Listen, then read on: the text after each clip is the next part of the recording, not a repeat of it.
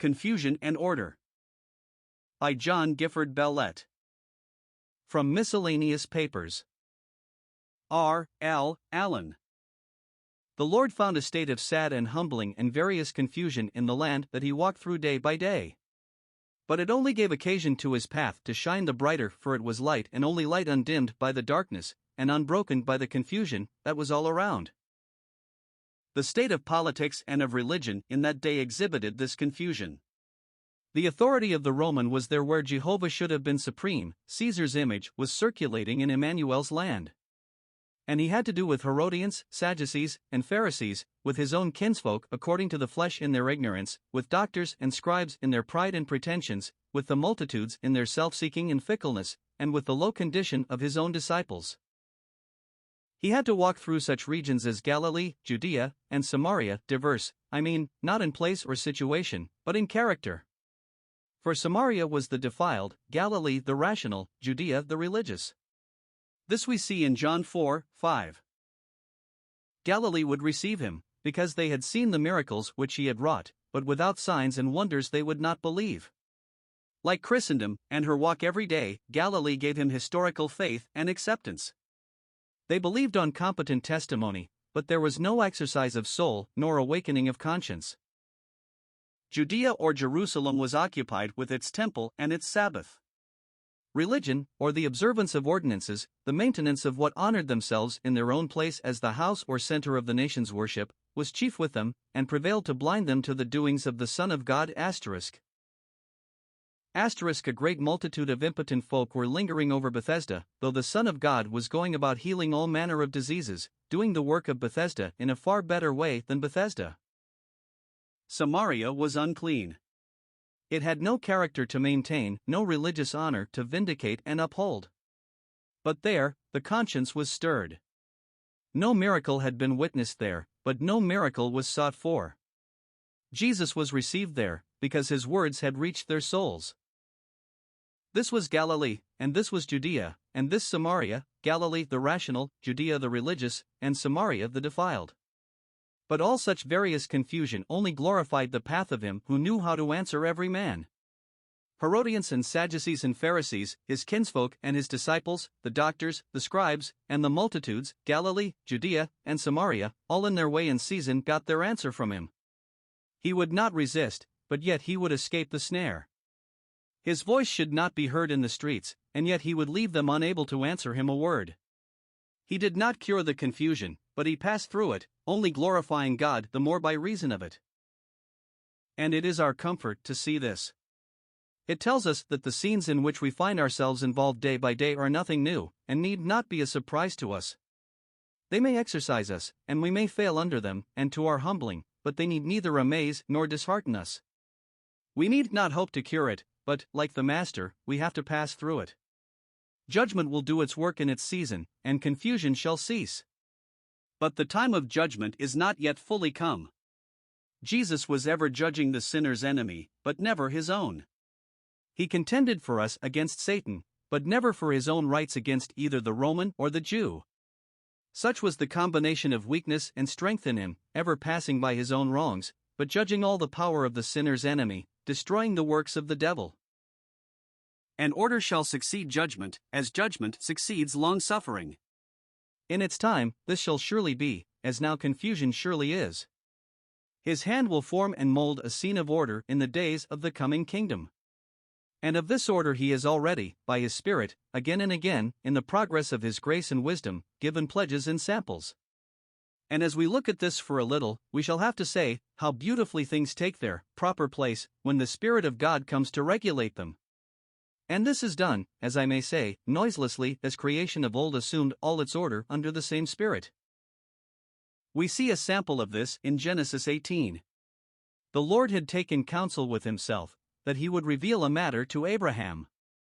Upon that, the two angels who had attended him to Mamre pass on, while Abraham, on the other hand, draws near. How simple, and yet how beautiful that was. The scene, as without noise or effort, takes its due form. The objects which fill it fall into their right places, the angels leaving the place in the possession of those who had a secret between them, while they themselves, left alone, draw nearer to each other. So Abraham again in Genesis 21. He had just been distinguished by divine favor. He had got Isaac, and his house was established by the Lord. The Gentile comes to seek his friendship. Abraham accords it to him heartily, but on the occasion he assumes the place of the better, while Abimelech, though a king, and Phicol his chief captain, who accompanied his master, without grudging, took the place of the less.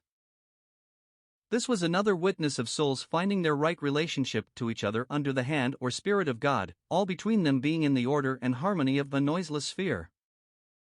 The same is seen, and that, too, in a larger field of vision, in Exodus 18. The ransomed tribes of Israel meet Jethro at the Mount of God.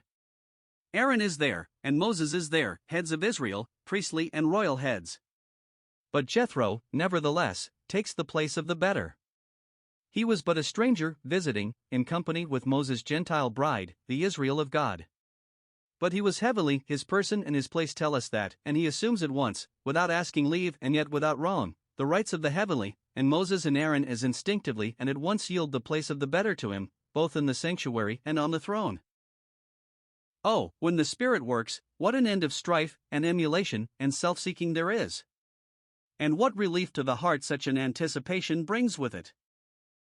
The interview of Solomon and the Queen of Sheba shows the same. John and Peter, in the presence of the Lord, take their relations to each other in the same spirit in John 13. Peter in the distance beckons to John, and John at that beckoning, being near, presses the bosom of his Lord afresh, and thus together they get out the secret of that bosom. There is no jealousy, no provoking here. One scarcely knows in which to delight the more, the beckoning of Peter to John, or the pressure of John upon the bosom of Jesus, Peter using his brother, or John using his Lord. It is an exquisite sight, lovely to behold, happy to anticipate, to think of communion after such a pattern, when no envyings or provokings will soil the interchanges of heart with heart, when which of them shall be the greatest will be heard no more, the confusion which passions and tempers bring forth gone forever. And to these few instances of the beautiful, regulating power of the Spirit I must add that of our Lord and the two disciples going to Emmaus, in Luke 24. Jesus, a stranger, had joined himself to them on the road, and helped their thoughts, and in that way relieved their hearts. The road was common property. But when they reach their home, the stranger will not intrude. He may join them on the king's highway, but their house is their castle. They, however, cannot allow this. They are too much his debtors to let him pass on so soon, and they constrain him to enter. But upon this, when faith has its desires towards him, if not as yet its knowledge of him, he at once takes his proper place.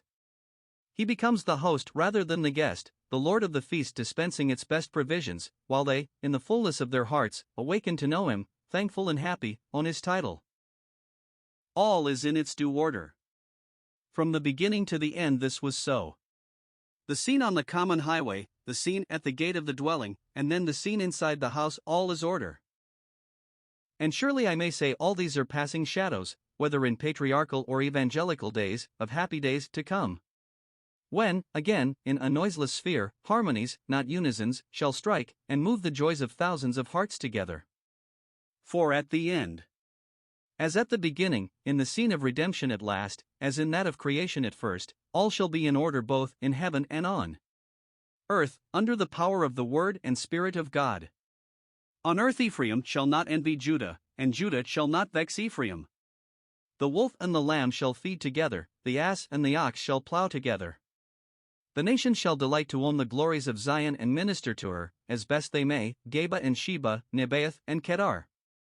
And in the heavens all shall be compacted and joined together, as in the mystery of one body, principalities and powers, and dominions and thrones may be diverse, but still consistent and harmonious, dignities. Thus, in the places of the coming kingdom, whether earthly or heavenly, things will be in beauty and order, moral as well as natural order. The two sticks shall be one. Judah and Israel shall dwell together under the same vine and the same fig tree, and the nations will take the second place, the place of the less, and take it joyfully. There all the millions of his saints shall in one song unite, and each the bliss of all shall view with infinite delight. The Queen of Sheba was too happy at the sight of Solomon's glory to envy him the possession of it. And Peter, on the Holy Mount, was so satisfied in the power of that place, that he would count it his happy business to serve those who were above him. What a relief such a prospect gives! It is high time to be wearied and ashamed of all the vanity, the envying, and the strife, which we are sensible of within and around. The Syrophoenician breathed the happier spirit of the coming kingdom, when she was so heartily willing to be second to Israel, thankful to receive the portion of dogs under the table where the children were feasted. Blessed are the people that are in such a case. Blessed to anticipate a state of order, moral, holy, gracious order, kept in the power of the presence of God, such order as these scriptures both pledge and foreshadow. And well it is for us, beloved, if we can, until this age of order come, pass on through the confusion which is now around us, in something of the light and purity of the mind of Christ.